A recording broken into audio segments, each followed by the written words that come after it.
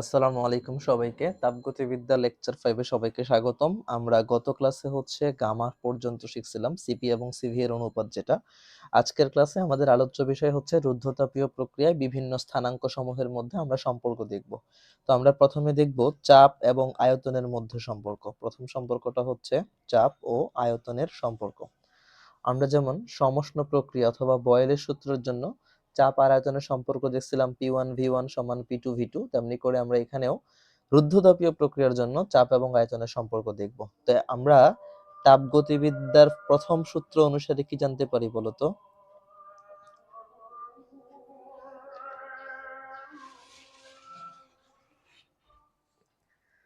তাপগতিবিদ্যার প্রথম সূত্র অনুসারে আমরা জানতে পারি হচ্ছে dq সমান du প্লাস dw।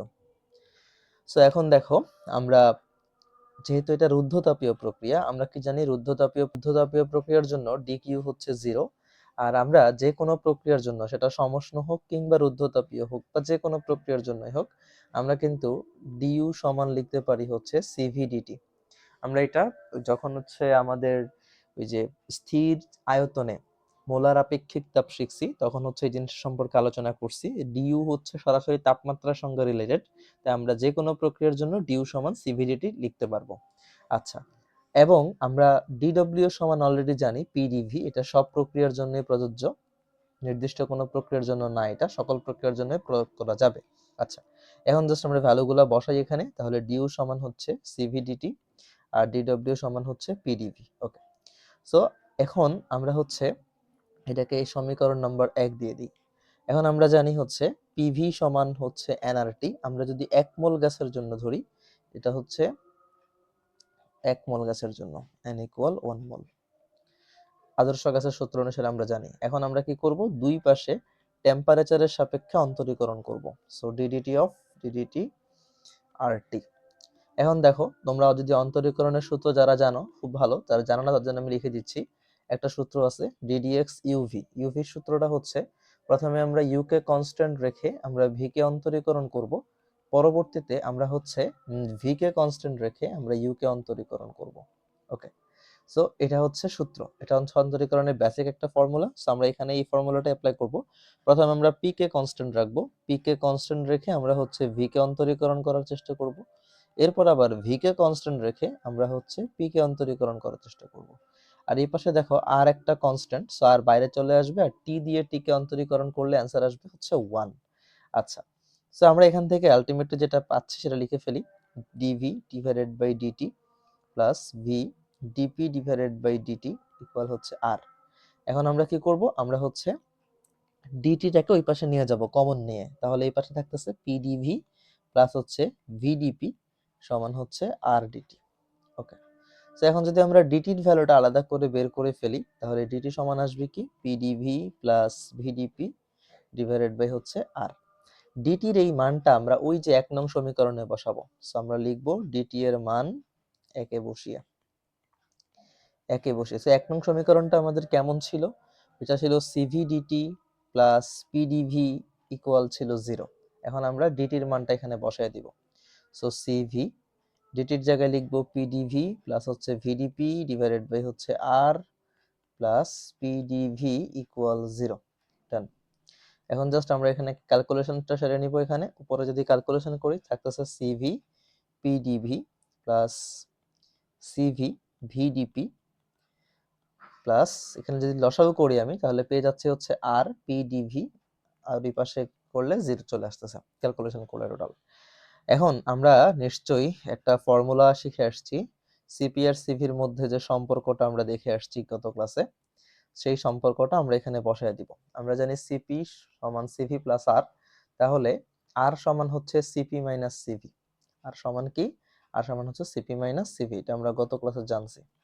আমি এখানে লিখে দিচ্ছি একবার। আমরা জানি সিপি সমান সিভি প্লাস আর। ওকে, ডান। এখন আরেকটু ক্যালকুলেশন করলে আমাদের একটু পরে আমরা সমীকরণটা পেয়ে যাব যেটা আমরা চাচ্ছিলাম। সো এখানে পাচ্ছি আমরা CV PDV plus CV VDP plus CP PDV minus CV PDV. তো দেখো সিভি পিডিভি কাটাকাটি চলে যাবে, অর্থাৎ এইটার এটা কাটাকাটি চলে যাবে, তাহলে যে থাকতেছে হচ্ছে আমাদের CV VDP plus CP PDV equal আসতেছে হচ্ছে 0। এখন আমরা যদি সমীকরণের দুই পাশকে আমরা যদি তোমার সিপি দ্বারা ভাগ করে দেই, তাহলে কি থাকতেছে, যদি আমরা সিভি দ্বারা ভাগ করি, দুই পাশকে সিভি দ্বারা ভাগ করে দেই, তাহলে CV divided by V VDP divided CP divided by CV PDV. CP দ্বারা ভাগ করলাম মূলত হচ্ছে গামা জিনিসটাকে ক্যালকুলেশনে নিয়ে আসার জন্য। তো এখানে থাকতেছে হচ্ছে ভিডিপি প্লাস এখানে থাকতেছে গামা পিডিভি ইকুয়াল হচ্ছে 0। ওকে, এখানে থাকতেছে ডিপি ডিভাইডেড বাই পি, এখানে থাকতেছে গামা ডিভি ডিভাইডেড বাই হচ্ছে ভি ইকুয়াল 0। আমরা এখন কি করব, যোগজীকরণ করব বা ইন্টিগ্রেট করব দুইটা পাশকে। So d p divided by p plus integration of gamma d v divided by v, আর জিরোর ইন্টিগ্রেশন আসবে একটা কনস্ট্যান্ট, এটাকে ধরে নিলাম কে। আচ্ছা, এখন integration of 1 by P DP মানে হচ্ছে লন পি, আর ইন্টিগ্রেশন গামা বাইরে চলে আসবে যেহেতু কনস্ট্যান্ট, 1 বাই ভি ডিভি এটা ইন্টিগ্রেশন হচ্ছে লন ভি ইকুয়াল হচ্ছে কে। তোমরা যারা জানো না তাদের আমি লিখে দিচ্ছি, integration of 1 by X DX সমান হচ্ছে loan x.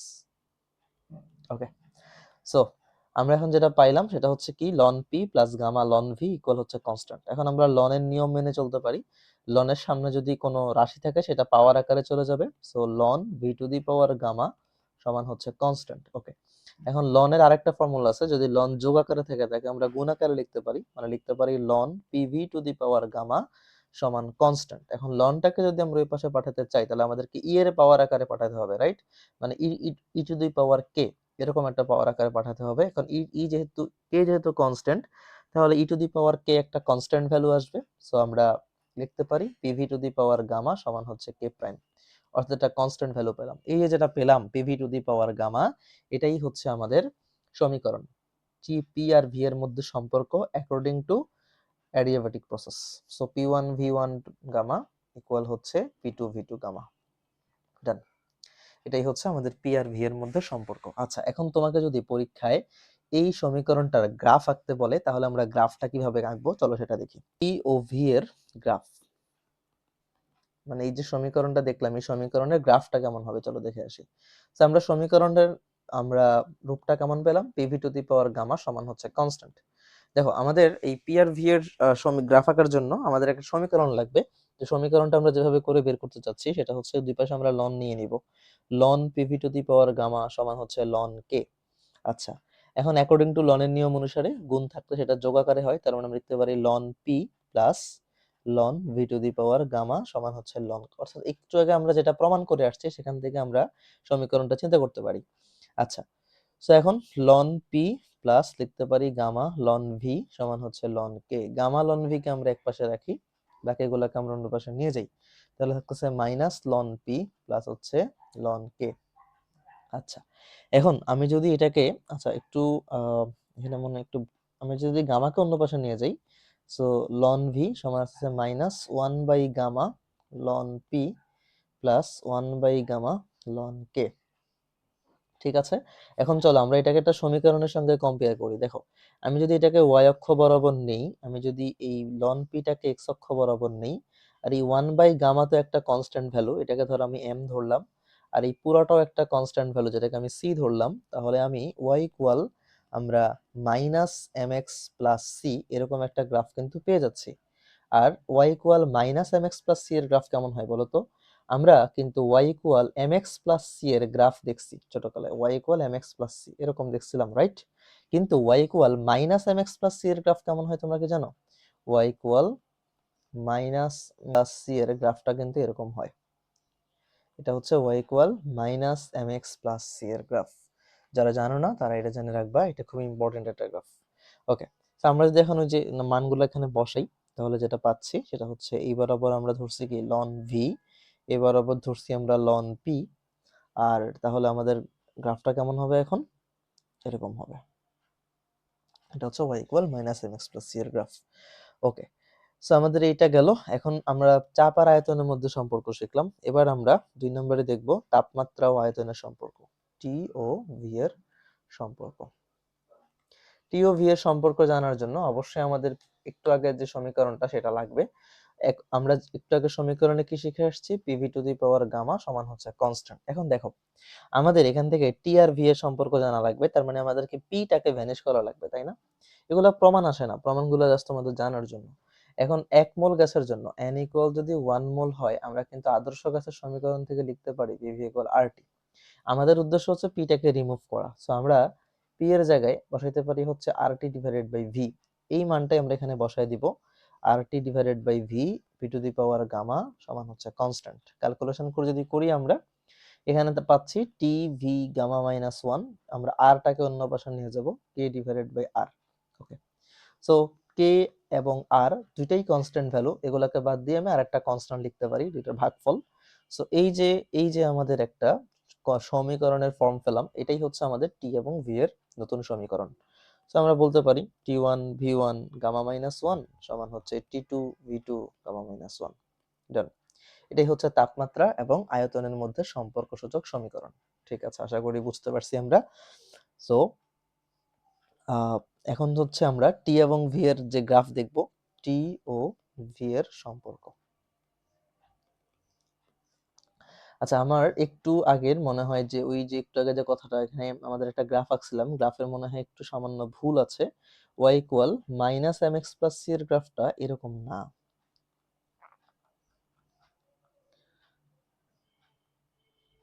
y equal minus M x plus C এর গ্রাফটা হচ্ছে এরকম হবে। ঠিক আছে, এটা হচ্ছে y equal minus M x plus C এর গ্রাফ। যেটা আমরা দেখছি সেটা হচ্ছে y equal M X minus C এর গ্রাফ। এই যে এই গ্রাফটা বলে দিচ্ছি আমি, এই গ্রাফটা হচ্ছে y equal mx minus c যদি বলে সেটা, কিন্তু আমাদের তো গ্রাফ হচ্ছে y equal mx minus mx plus c, right? এবারে বললো অন ভি ধরছিলাম আমরা।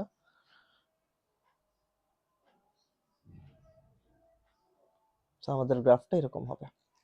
ওকে, দেন আমরা তাহলে এটাতে যাই। এখন আমাদের হচ্ছে টি এবং ভি এর সম্পর্কটা এখন দেখবো। সো তোমরা দেখি নিজেরা চেষ্টা করো আগে, না পারলে দেন এখান থেকে দেখে তারপর করিও।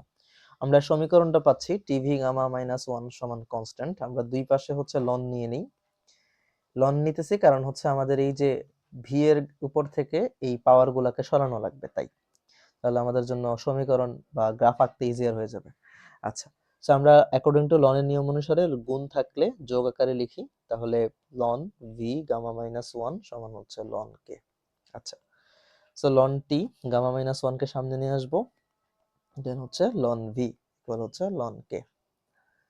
দেন আমরা হচ্ছে এখন ln gamma minus 1 ln V কে পাশে রাখবো, আর হচ্ছে এটাকে এই পাশে নিয়ে যাব, লন টি প্লাস হচ্ছে লন কে। গামা মাইনাস 1 কে আমরা এই পাশে নিয়ে যাব, ln V equal minus gamma minus 1 ln T plus 1 by gamma minus 1 ln কে। এখন এটাকে আমরা একটা সমীকরণের সঙ্গে কম্পেয়ার করতে পারি। দেখো সমীকরণের সঙ্গে কম্পেয়ার করলে কি আসে, আমরা ধরি এটাকে y অক্ষ বরাবর ধরবো, আমরা এটাকে আমরা x অক্ষ বরাবর ধরবো, আর এই যে 1 বাই গামা মাইনাস 1 একটা কনস্ট্যান্ট ভ্যালু এন্ড এই পুরোটা একটা কনস্ট্যান্ট ভ্যালু। তাহলে সমীকরণের ফর্মটা দাঁড়াচ্ছে যেটা y equal minus M x plus C, অর্থাৎ একটু আগে আমরা যে গ্রাফটা আঁকলাম অনেকটা সেটার মতোই। সো আমরা এখন এটার গ্রাফটা দেখি, এই বরাবর আমরা দেখি হচ্ছে কাকে, লন ভি কে, আর এই বরাবর নিচে হচ্ছে আমরা লন টি কে। সো এখন জাস্ট এই হচ্ছে তার গ্রাফ।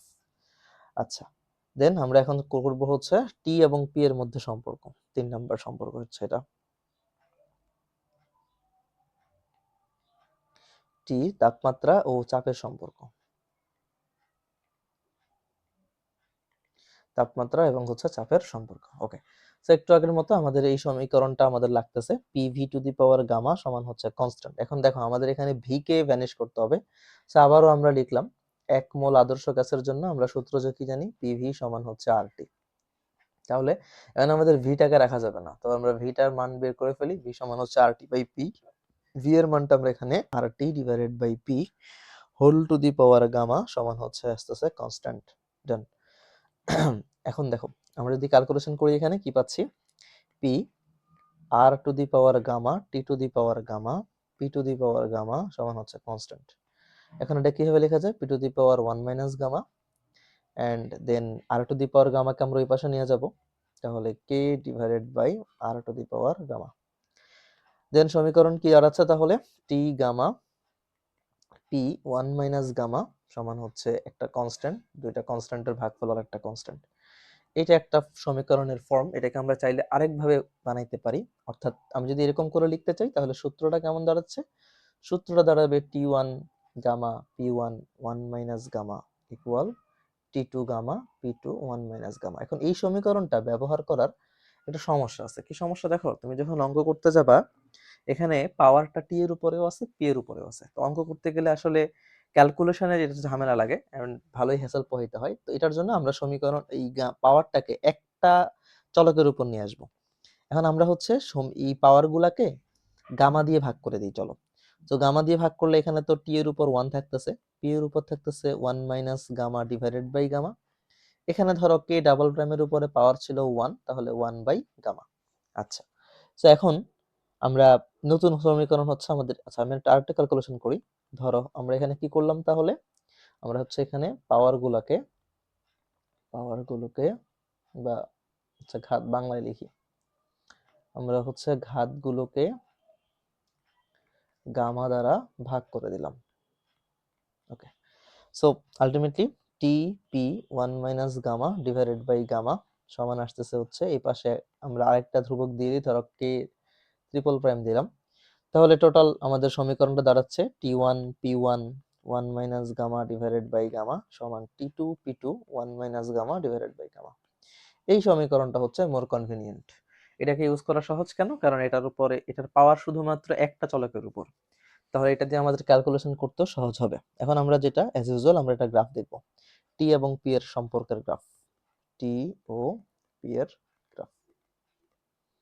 ওকে, সো আমরা সেকেন্ড সমীকরণটা দিয়ে সলভ করব। TP 1 minus gamma divided by gamma সমান হচ্ছে কনস্ট্যান্ট। ওকে, দুই পাশে আমরা লন নিয়ে নিব, লন টিপি 1 মাইনাস গামা বাই গামা সমান হচ্ছে লন কে।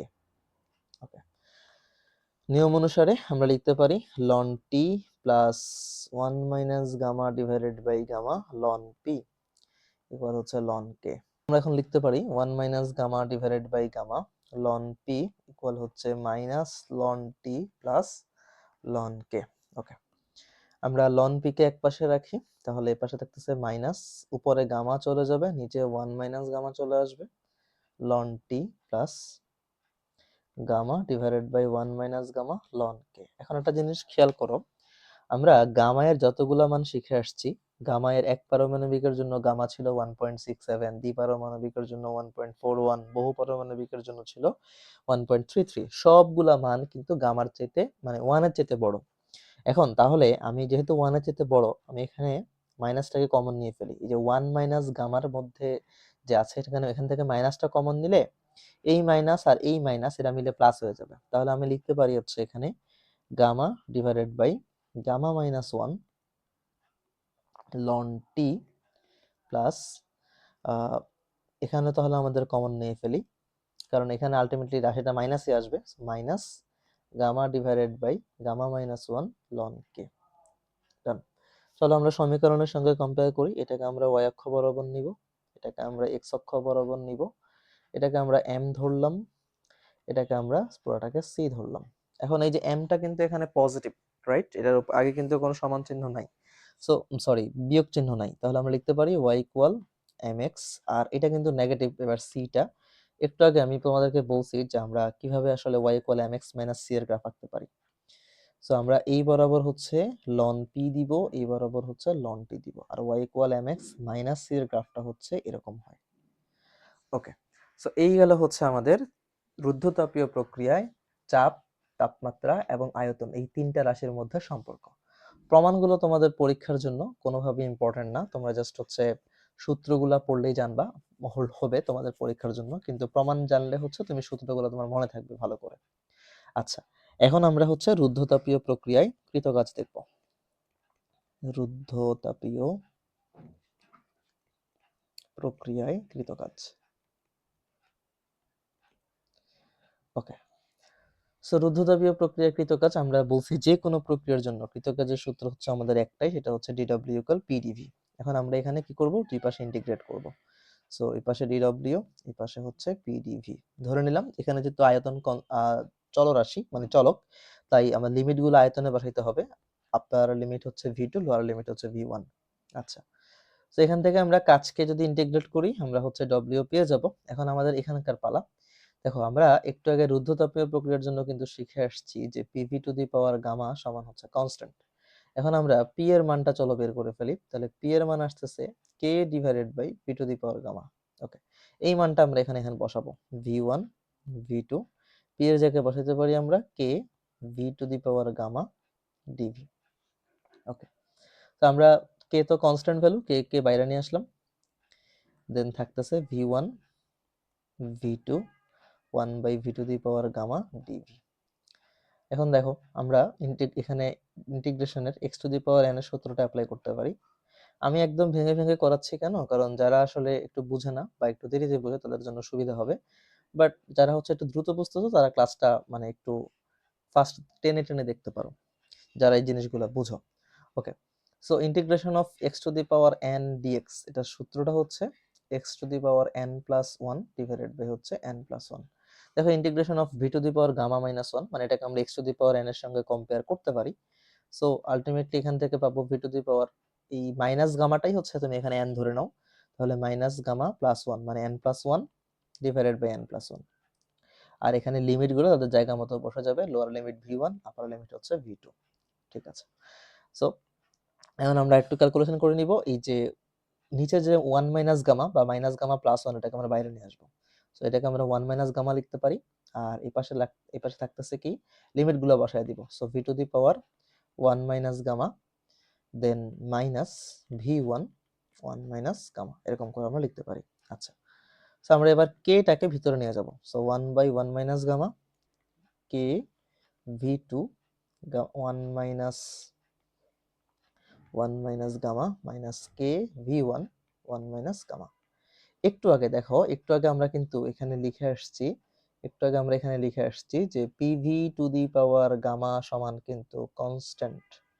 সো আমরা কিন্তু চাইলেই আবার এই কনস্ট্যান্ট সমান কিন্তু লিখতে পারি PV to the power gamma, right? মানে কে সমান PV to the power gamma আমাদের হচ্ছে, এই যে কে এর মানটাই আমরা এখানে নতুন করে আবার বসাবো। এখানে যেহেতু ভি2 আছে তাই আমরা কে এর জায়গায় লিখবো পি2 ভি2 গামা, আর V two gamma one minus gamma তো আছেই।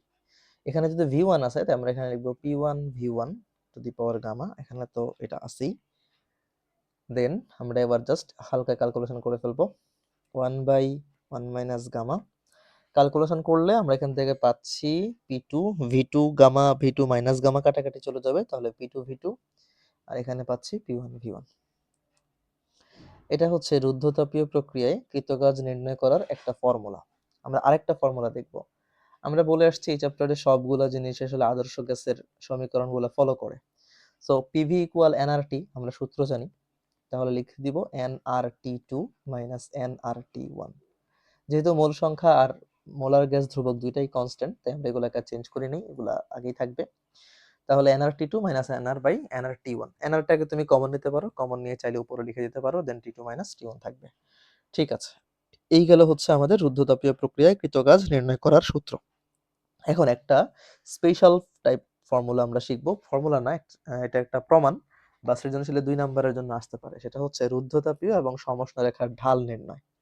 এখন হচ্ছে আমরা ঢাল নির্ণয় করা শিখবো। প্রথমে হচ্ছে আমরা সমষ্ণ রেখার ঢাল নির্ণয় করব।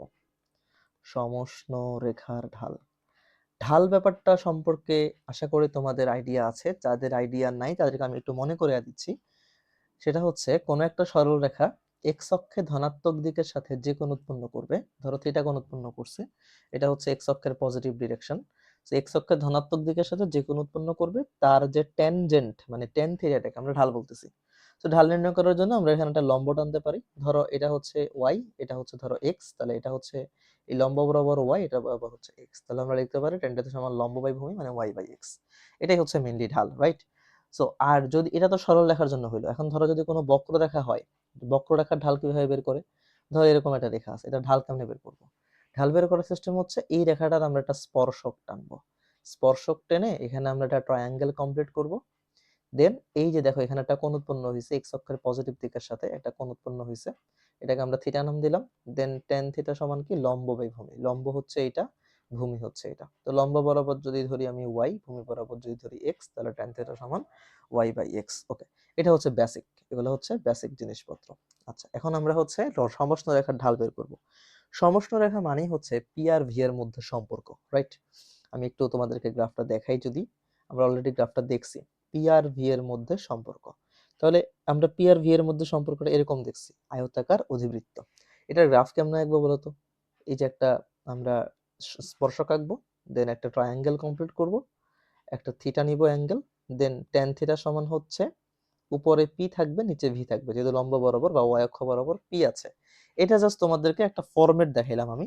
গ্রাফ মানে ঢালটা অ্যাকচুয়ালি এরকম হতে পারে, মানে উপরে পি ফরম্যাটে থাকবে, নিচে হচ্ছে ভি ফরম্যাটে থাকবে। এখন আমরা হচ্ছে এটার অরিজিনাল ঢালটা দেখবো, আসলে ঢালটা কেমন হয় এখানে। ওকে, চলো দেখি আমরা। সো আমরা জানি হচ্ছে পি ভি, এই দুইটার কনস্ট্যান্ট, এই দুইটার গুণফল হচ্ছে একটা কনস্ট্যান্ট নাম্বার। সো এখন দুই পাশটাকে আমরা হচ্ছে ভি এর সাপেক্ষে অন্তরীকরণ করব।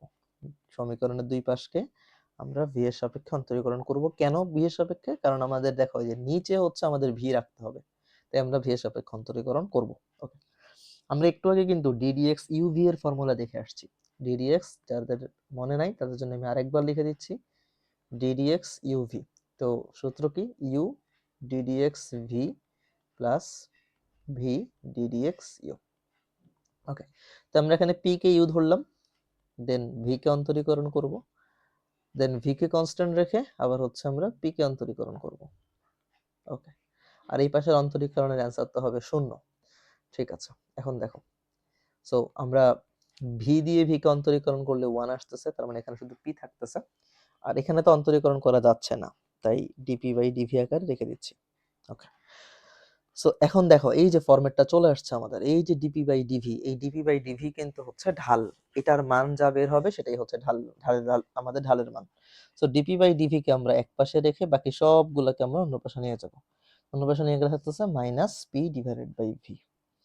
এটাই হচ্ছে, এইটাই হচ্ছে সমষ্ণ রেখার প্রকৃত ঢাল, সমষ্ণ রেখার ঢাল। ওকে, সো এবার আমরা দেখব রুদ্ধতাপীয় রেখার ঢাল। রুদ্ধতাপীয় রেখার ঢাল। সেম রুদ্ধতাপীয় রেখার জন্য আমরা ফর্মুলা কি জানি? PV to the power gamma সমান হচ্ছে কনস্ট্যান্ট, একদম হুবহু একটু আগে আমরা যেভাবে করছি ঠিক সেম প্রসিডিউরে আমরা ক্যালকুলেশন করে আগাবো সামনের দিকে। সো আয়তনের সাপেক্ষে অন্তরীকরণ করলাম ডিডিভি অফ কে।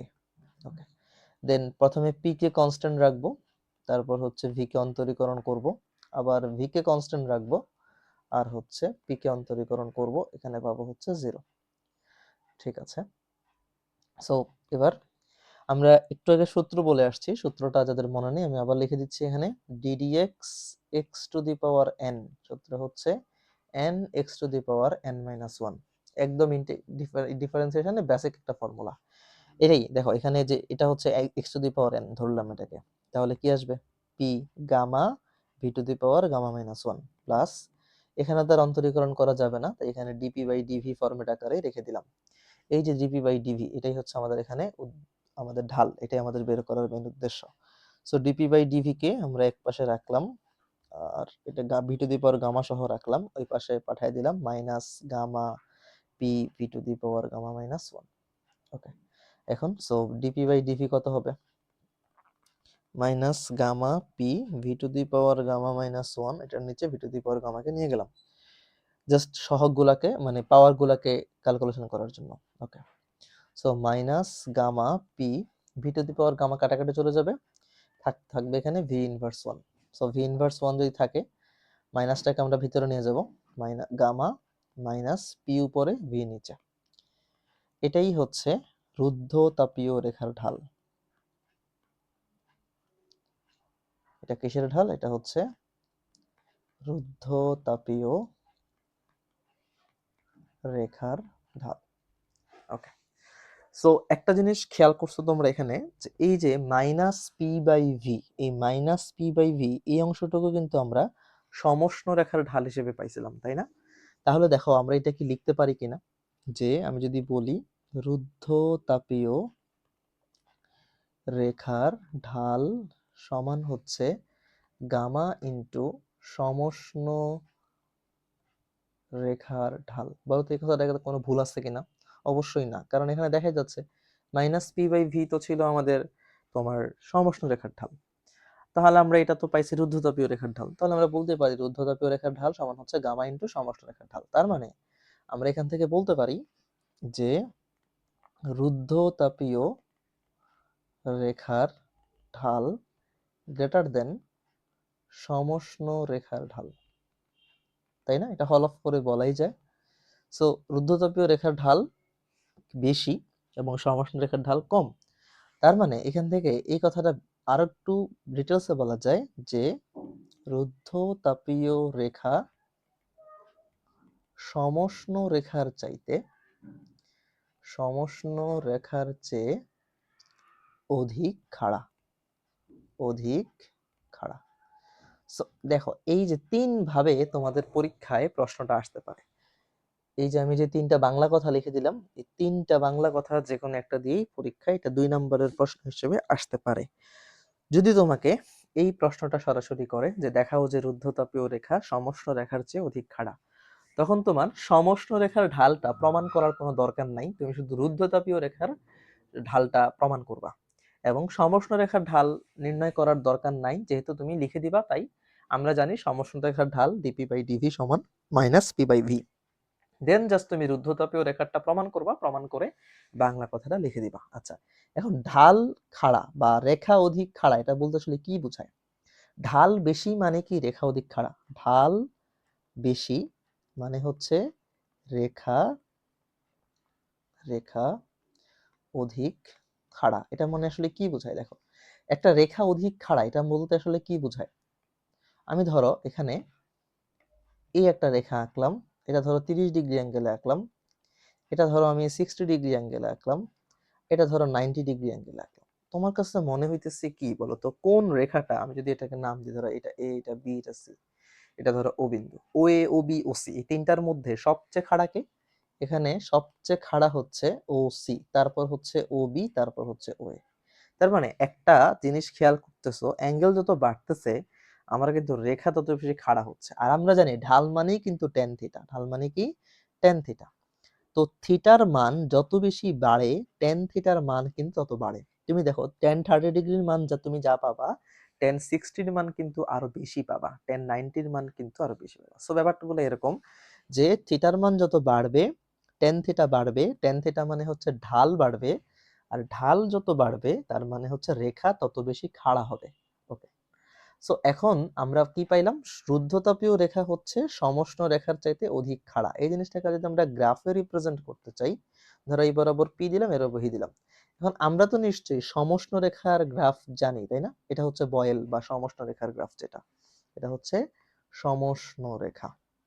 তাহলে তুমি চিন্তা করো এই রেখাটাকে একটু খাড়া চিন্তা করলে কেমন দেখাবে?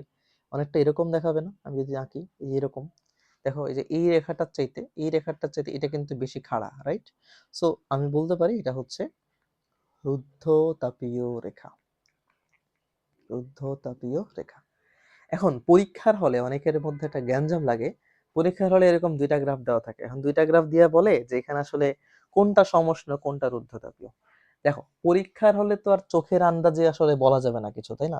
সবই আসলে প্রমাণের বিষয়, ম্যাথমেটিক্যাল টার্মের বিষয়। সো পরীক্ষার হলে কেমনে বুঝবা? ধরো আমি তোমাদেরকে একটা এক্সাম্পল দিয়ে বুঝাই। এখানে ধরো পি আছে, এই বরাবর ধরো ভি আছে। এখন তোমাকে ধরো হচ্ছে এরকম একটা রেখা দিল, আর ধরো হচ্ছে এরকম একটা রেখা দিল, ধরো এটার নাম হচ্ছে এ বি, এটার নাম ধরো হচ্ছে সি ডি। তোমাকে বললো এখানে কোনটা আসলে সমষ্ণ রেখা, ঠিক আছে? সো দেখো তুমি এটা কিভাবে চিন্তা করবা। এখন তোমাকে অবশ্যই এখানকার ভ্যালু গুলা বলে দিবে। আমি ধরো উদাহরণের জন্য এখানে ধরে নিচ্ছি এটার মান ধরো 4, দেন এটার মান ধরো হচ্ছে 2, এটার মান ধরো হচ্ছে 10, এটার মান ধরো হচ্ছে কত, ধরো হচ্ছে 40, আর এখানে হচ্ছে 20। আচ্ছা, এরকম ধরে নিলাম। আর আমি ধরো হচ্ছে এই ডেটাগুলা এটা ধরে নিলাম হচ্ছে ধরো 8 এবং এটা ধরে নিলাম ধরো 5 এবং ধরো আমি এই বরাবর আয়তন ধরলাম হচ্ছে 7 এবং এই বরাবর ধরো আয়তন ধরলাম হচ্ছে আমি যে কোনো একটা ভ্যালু ধরলাম, ধরো 18 ধরলাম। এখন এবি এবং সিডি এই দুইটার মধ্যে কোনটা আসলে সমষ্ণ রেখা কিভাবে বুঝবো? অ্যাকর্ডিং টু সমষ্ণ রেখা বা আইসোথার্মাল কার্ভ আমরা জানি P1 V1 সমান P2 V2। এটা প্রমাণ যদি পাই দুইটা P আর V এর গুণফল সমান সমান, তার মানে সেটা সমষ্ণ রেখা। আমরা সিম্পলি যে কাজটা করব, আমরা ফার্স্টে এই বিন্দুতে চাপ আর আয়তনের গুণফল বের করব, পি এ ভি এ। তো দেখো এই বিন্দুতে আয়তন হচ্ছে কত 20, চাপ কত 2 মানে 40। দেন আমরা হচ্ছে এখন বি বিন্দুতে চাপ আর আয়তনের গুণফল বের করব, পি বি ভি বি। তো বি বিন্দুতে আয়তন হচ্ছে কত 10 আর চাপ হচ্ছে কত 4, তার মানে 40। এই যে দেখো, তার মানে আমরা কিন্তু পেয়ে গেলাম পি এ ভি এ সমান হচ্ছে পি বি ভি বি।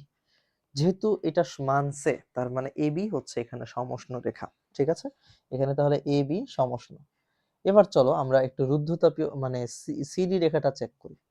যদি সিডি রেখাটা আমরা এখানে চেক করি তাহলে যেটা পাচ্ছি পিসি ভিসি। তো সি বিন্দুতে চাপ আয়তন কত 20, চাপ কত 5, তার মানে 5 20 100। এবার আমরা ডি বিন্দুটা চেক করি পিডি ভিডি।